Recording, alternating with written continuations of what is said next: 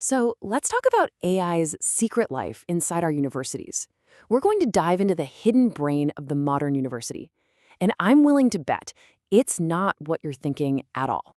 Okay, so when I say AI in college, what's the first thing that pops into your head? For most of us, right? It's students and ChatGPT. Writing essays, doing homework, that whole debate. It's the headline story. But is that really the whole picture? Is that where AI is making the biggest waves? Honestly, it's not even close. The real AI revolution, the one that's a total game changer, is happening backstage. It's working behind the scenes, getting woven into the very fabric of how a university runs. And it's taking on some of the most ancient, hair-pulling out frustrating problems in education. All right, let's dive into the first big one. And it's a problem that pretty much every student, past or present, has faced. Just navigating the whole system. You know the feeling, right? Trying to change your major or transfer from one college to another. It can feel like you're trying to solve a giant, confusing maze. And this isn't a small thing. This is a huge deal. For decades, the process of figuring out if your intro to stats class from one school will count at another has been this painfully slow, manual job. Someone literally has to compare syllabuses. And what's the result? Students end up losing credits they earned, wasting time, and throwing away money. It's a mess. So, how in the world does AI fix something like that? Well, it comes down to this really cool tech called vector embeddings. Now, stay with me. The simplest way to picture it is this. Think of a giant map of knowledge. The AI takes every single course a university offers, everything from organic chem to art history, and gives it a unique set of GPS coordinates on that map. And the cool part? Courses that are really similar in content end up as next-door neighbors on the map. And take a look at this. This is one of those maps. It looks like a star chart, right? But every single one of those dots is a course. The AI builds this amazing picture, not just by reading the course catalogs, but by looking at years of student data. It sees which classes students actually take together. And just like that, you can literally see these constellations of knowledge forming. Look, you've got the STEM fields clustering over here and the humanities over there. It's wild. But it goes so much deeper than just grouping courses with similar names. The AI is developing a genuine understanding of the curriculum. Here's a mind-blowing example. Researchers asked one of these models, hey, what's the real difference between econometrics and advanced econometrics? The AI's answer? Linear algebra. It figured out the key prerequisite just by looking at who took what. I mean, that is an insane level of insight. Okay, so what does this look like in the real world? It's actually pretty straightforward. The AI system basically takes the map of courses from your old school and lays it right on top of the map for the new university. Instantly, it finds the neighboring courses and says, hey, these look like a match. But, and this is super important, the AI doesn't get the final say. A human expert, an actual person, comes in to review the suggestions and give the final thumbs up. It's a partnership. So that's how it helps students move between schools. But this same tech is also being pointed inward to look inside the university's own courses and tackle a couple of other really big challenges. First up, the age-old problem of credit hours versus actual work. You know exactly what I'm talking about, right? We've all had that so-called 3-credit class that felt like it was eating our entire life, and then a 4-credit seminar that was a total cakewalk. Okay, look at this chart. It really shows how broken the old system is. It turns out the official number of credit hours a course has, that number only explains about 6% of how much work a student actually does, 6%.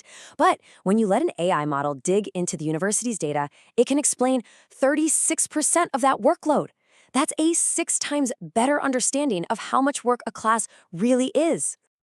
Okay, challenge number 2 is a huge organizational headache. Picture this. A state decides to update its curriculum standards. What happens next? Well, someone has to manually go through literally millions of pieces of content, textbooks, videos, homework problems, and relabel every single one to match the new rules. It's a colossal, expensive, and mind-numbingly slow job. So researchers decided to pit humans against AI on this very task. And the results are fascinating. If you look here, the AI on its own was super fast, but not very accurate. Humans, naturally, were the most accurate, but also the slowest. But the magic happened when they worked together. When humans used the AI suggestions as a starting point, they got the job done twice as fast, with almost no hit to accuracy. That's the sweet spot. And that really is the theme we keep seeing again and again.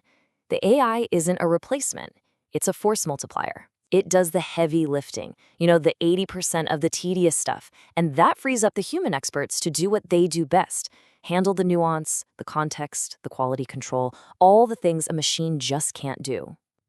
And this whole AI assistant idea is spreading. It's not just for curriculum. We're talking about a fundamental upgrade to the entire engine room of the university. Think about something like creating course materials, homework problems and tests. There's a study that found when experts in a subject used an AI tool to help them, they could generate high-quality math problems and hints, get this, 20 times faster. Not 20% faster, 20 times. That is a massive, massive jump. And it gets even more wild. You know how when universities create a new standardized test, they have to try out the questions on thousands of real students first. It's expensive and it takes forever. Well, now they can use AI models as synthetic students to test those questions. The AI can predict with incredible accuracy how hard a question will be for a real person. It's amazing. And the paperwork. Oh, the mountains of paperwork. Think about academic transcripts.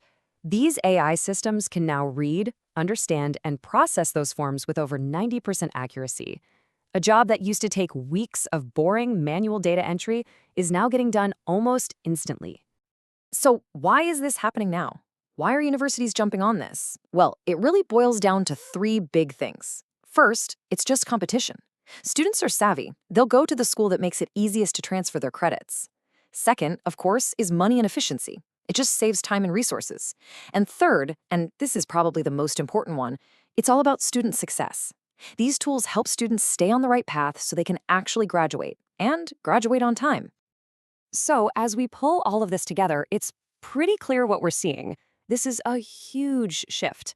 But it's not the sci-fi story of robots taking over classrooms. Not at all.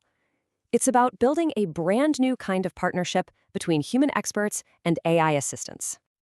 And that right there is the main takeaway from all the research in this area. The whole point of this backstage AI is to make the humans in the system better at their jobs. It's about giving them superpowers. It helps administrators spot things they'd never see, helps advisors give better advice, and lets professors, well, it lets them spend more time teaching and less time pushing paper. Which leaves us with one last big idea to chew on. This invisible AI brain for the university, it's not some far-off future thing. It's being built as we speak. And it promises to make education more efficient, more fair, and more tailored to each student. So the real question is, what kind of university is this going to create? And as this hidden architecture gets more powerful, how is it going to change what it even means to be a student?